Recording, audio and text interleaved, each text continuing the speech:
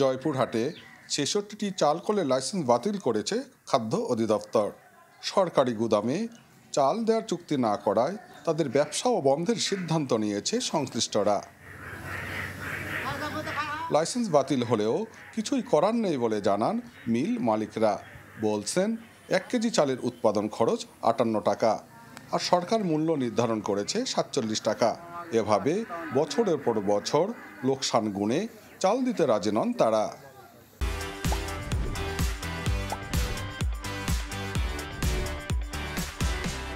আমাদের লাইসেন্স থাকলেই কি আর না থাকলেই কি, আমরা তো আর লস দিয়ে ব্যবসা করতে পারবো না। এইটা যদি ১-২ বছর হতো তাহলে আমরা মেনে নিতাম, কিন্তু বছরের পর বছর আমরা তো লস করতে পারবো না। গভর্নমেন্ট আমাদেরকে একটু সুদ দেখলে পরে আমরা একটু ২ টাকা ৩ টাকা বোনাস দিলে পরে তার একটু চাউল দিতে পারি। সরকারের এমন সিদ্ধান্ত অমানবিক বলে দাবি চাল ব্যবসায়ী নেতাদের। বলছেন দাম না বাড়িয়ে লাইসেন্স বাতিল কোনো সমাধান হতে পারে না। একজন ফুড গ্রেড লাইসেন্স যিনি হোল্ড করে তার যদি ৫ টাকা কেজিতে ক্ষতি হয়, সে কী করে চালটি সরবরাহ করবে?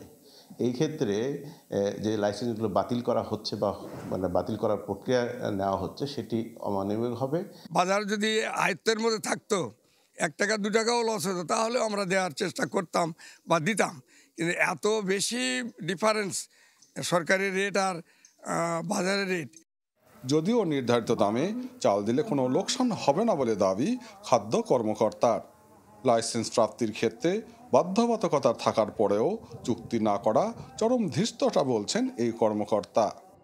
অটোমেটিক্যালি তাদের লাইসেন্স বাতিল হয়ে যাবে এবং আমরা জেলা প্রশাসনের সহায়তায় বিদ্যুৎ বিভাগকে চিঠি লিখব এবং আমরা পরিবেশ অধিদপ্তরকে চিঠি লিখব এবং আমরা জেলা প্রশাসনের নেতৃত্বে সরকারের যে আমাদের সংগ্রহ নীতিমালা, সেই নীতিমালা অনুযায়ী যে পদক্ষেপ গ্রহণ করার আমরা সব কিছু করব। জেলায় এখন পর্যন্ত লক্ষ্যমাত্রার ৮১ চাল সংগ্রহ হয়েছে বলে জানায় খাদ্য অধিদপ্তর। হারুনুর রশিদ, চ্যানেল 24, জয়পুরহাট।